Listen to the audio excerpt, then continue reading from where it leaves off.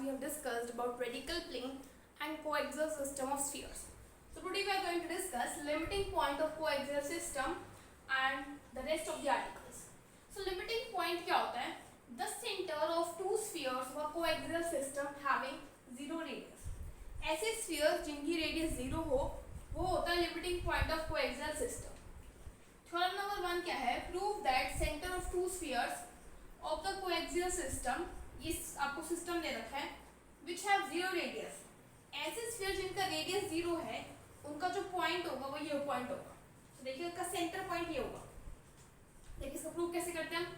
जो given sphere है पहले हम वो लिख लेते हैं.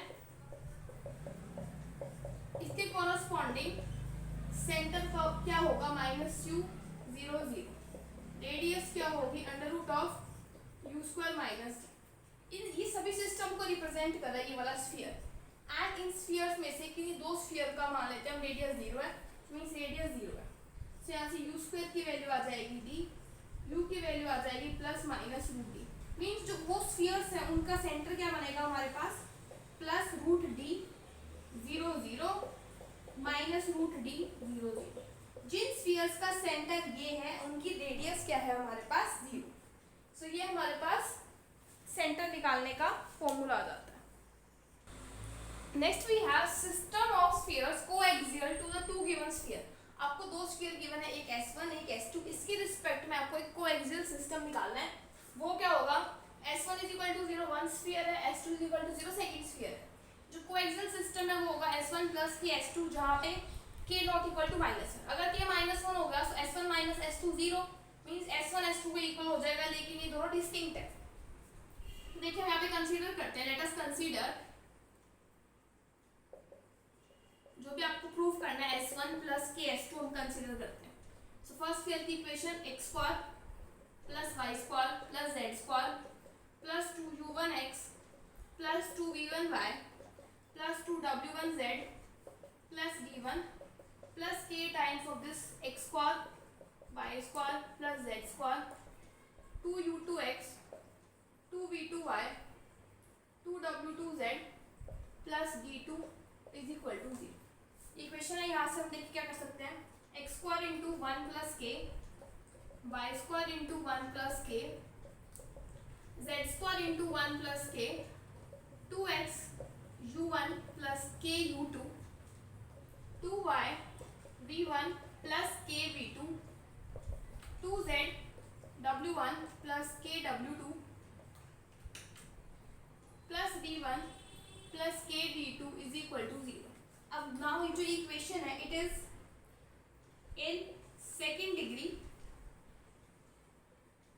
सेकेंड डिग्री की इक्वेशन है in x y z. Also coefficient of x² y² z² are same coefficient से 1/k इक्वल लिख सकते हो. r 1/k इक्वल है. Also there is no term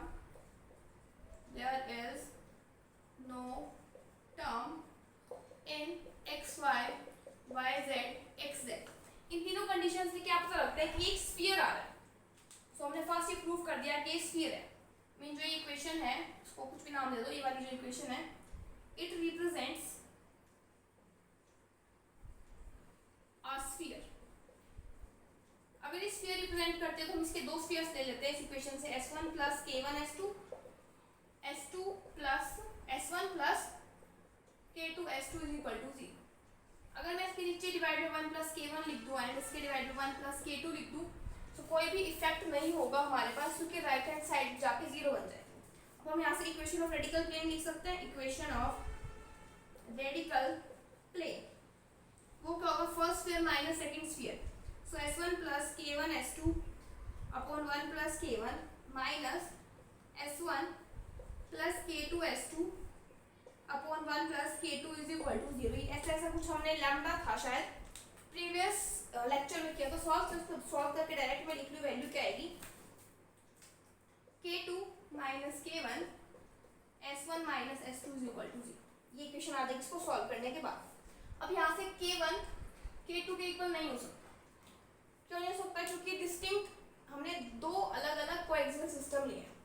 यहाँ से एक कंडीशन आ गई S1 माइनस S2 जीरो हो गया। अगर S1 माइनस S2 जीरो है तो प्रॉपर्टीज ऑफ रेडिकल प्लेन में हमने सीखा था कि ये जो रेडिकल प्लेन है ये इसका भी रेडिकल प्लेन है और इसका भी रेडिकल प्लेन है। मीन जो ये दोनों सिस्टम है, अगर कोई भी दो स्फीयर्स का हमारे पास रेडिकल प्लेन सेम आता है, मीन्स वो स्फीयर कैसे है, कोएक्सियल है।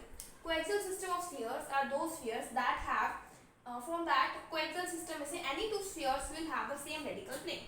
तो यहाँ से हमारे पास क्या आता है, S1 S2 are coaxial. Coaxial है तो यहाँ पे हमें प्रूफ क्या करना था कि जो कोएक्सियल सिस्टम है इसको हम इस टाइप से रिप्रेजेंट करते हैं। इसी के हमने दो स्फीयर्स उठाए हैं, एक ये वाला और एक ये वाला, तो मींस हम इसको इस टाइप से रिप्रेजेंट कर सकते हैं। देखिए कोएक्सियल सिस्टम ऑफ स्फीयर्स को हम भी इस टाइप से लिख सकते हैं। आपको दो स्फीयर गिवन है S1 प्लस KS2। ये कॉलरी कह रही है कि हम इक्वेशन ऑफ कोएक्सियल स्फीयर्स को इस टाइप से लिख सकते हैं S1 plus KS2 minus S1। देखिए कैसे लिख सकते हैं, ये हमारे पास इक्विवेलेंट है S1 plus KS2।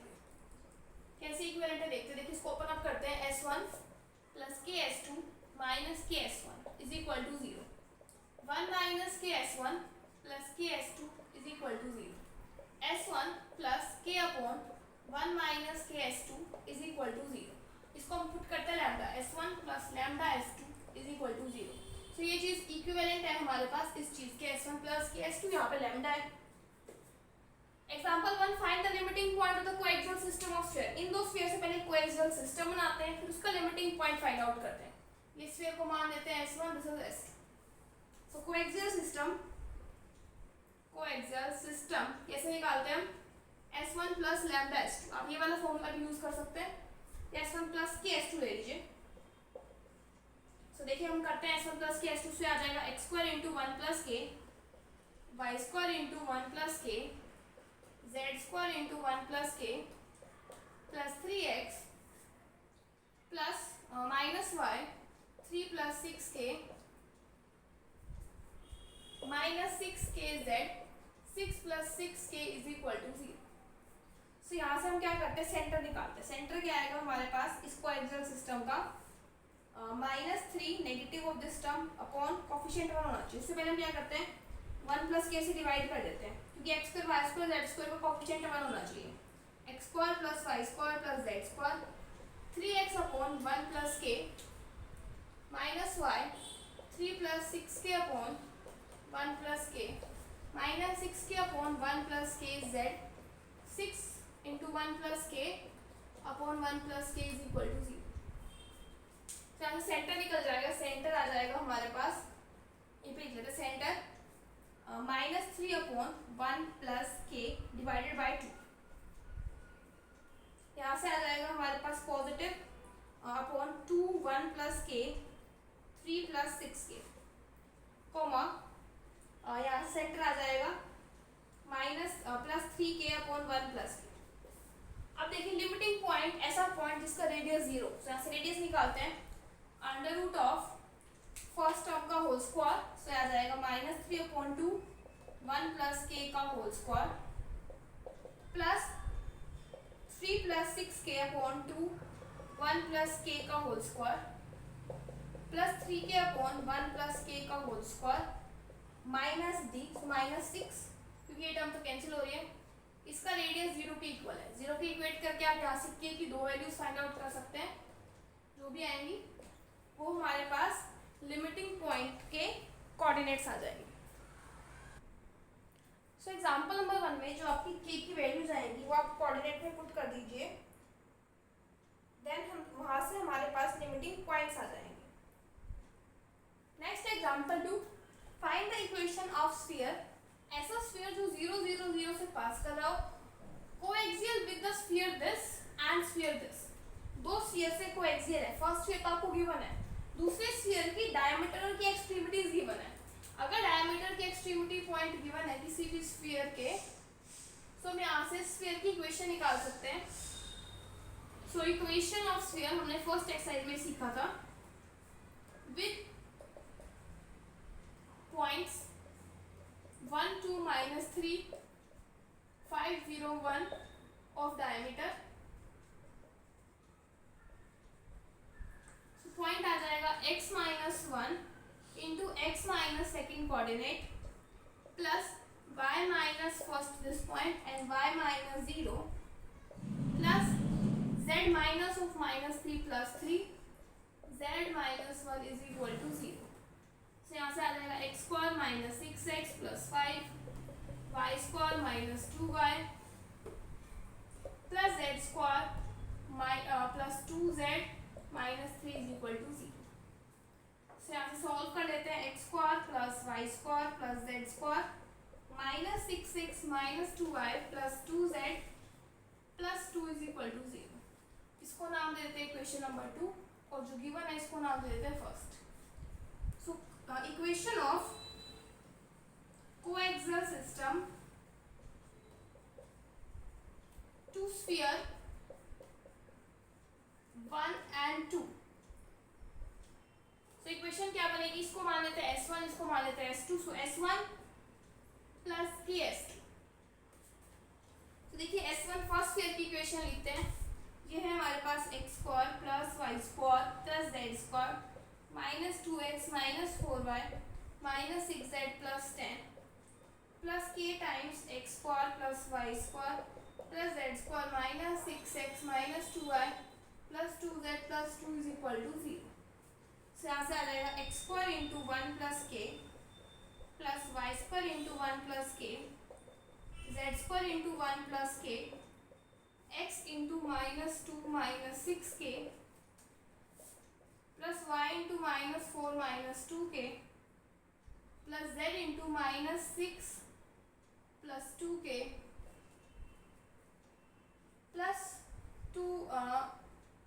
10 plus 2k. ये इक्वेशन है. और जो ये स्फीयर है जो कोएक्सियल आया है ये 0 0 0 से पास कर रहा है. तो देखिए हम 0 0 0 पुट कर देते हैं. ये टर्म 0 0 0 सिर्फ ये हमारे पास टर्म बच जाएगी 10 plus 2k is equal to 0. k की वैल्यू आ गई -5. -5 आ गई. इस इक्वेशन में पुट कीजिए -5. यहाँ पे पुट कीजिए -5. अब यहाँ से हम स्फीयर की इक्वेशन निकालते हैं जो कोएक्सियल है. -4x square minus 4y square minus 4z square plus 30 plus 2 minus 28x plus 28x 10y minus 4 minus 6y minus 5 minus 2 minus 10z minus 6 minus 16z 5 to the 10 and negative cancel is equal to 0. Equation आ जाएगी sphere की. Further आप यहाँ से कुछ common out करना चाहें 2 common ले लीजिए माइनस कॉमन ले लीजिए उसके अकॉर्डिंग इक्वेशन में चेंज आ जाएगा. Next we have example number 3rd. Prove that locus of point with respect to two spheres is in a constant ratio is a sphere with coaxial two spheres. देखिए हमें क्या given है, यहाँ पे आपको given है जो पावर्स है वो कांस्टेंट रेशियो में है. पावर्स यहाँ पे मेंशन कर लीजिए. पावर्स जो है वो कांस्टेंट रेशियो में है दो स्फीयर्स के रिस्पेक्ट में. सो हम लेट कर लेते हैं two spheres B x square plus y square plus z square plus 2u1x plus d is equal to 0. Second हमने लेट कर लिया x square plus y square plus z square plus 2u2x plus d is equal to 0. हमने कोई point let कर लिया. Let p be any point x1 y1 z1 on locus. तो क्या given है कि पावर जो है कांस्टेंट रेशियो में है दोनों स्फीयर के. सो ये फर्स्ट मान लेते हैं, सेकंड स्फीयर मान लेते हैं. So means power with respect to sphere 1 divided by power with respect to sphere number 2 constant ratio में मींस k. तो देखिए फर्स्ट स्फीयर के रिस्पेक्ट में पावर आ जाएगी इस पॉइंट के रिस्पेक्ट में x1 square y1 square z1 square 2u1x1 plus d upon x1 square plus y1 square plus z1 square plus 2u2 x1 plus d is equal to constant k. Multiply करते right hand side में क्या जाएगा x1 square plus y1 square plus z1 square plus 2u1 x1 plus d is equal to k times of x1 square plus y1 square plus z1 square 2u2x plus D. So यहाँ से आ जाएगा x1 square into 1 minus K plus y1 square into 1 minus K z1 square into 1 minus K plus 2x1 u1 minus K u2 plus d minus के d is equal to 0।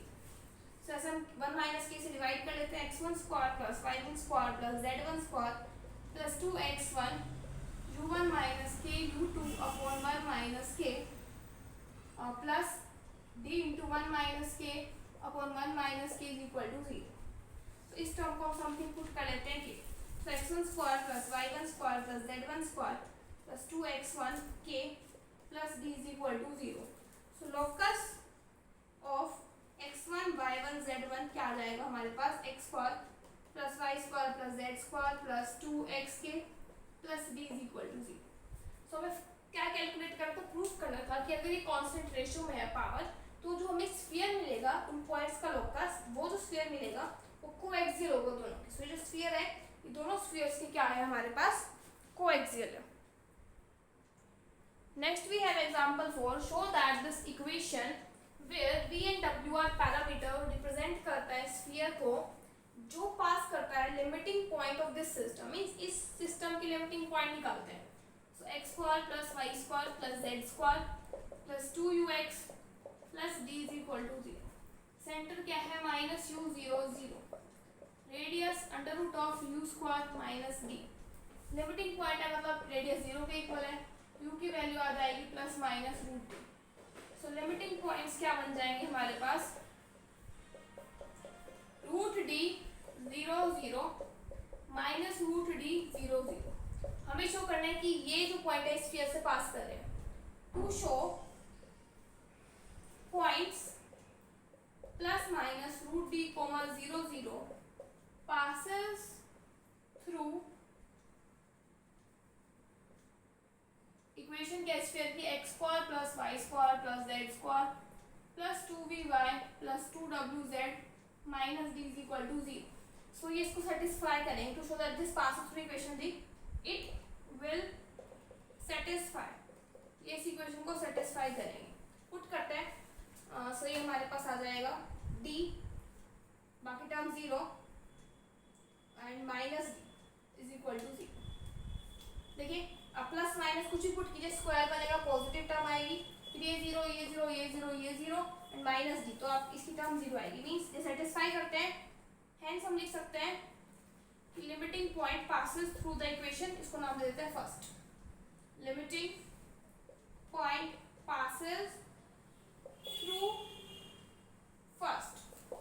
Next हमें show करना है कि right angle पे cut कर रहे हैं। Mean जो स्फीयर आपके पास ये गिवन है, ये जो इस स्फीयर को राइट एंगल पे कट कर रहा है।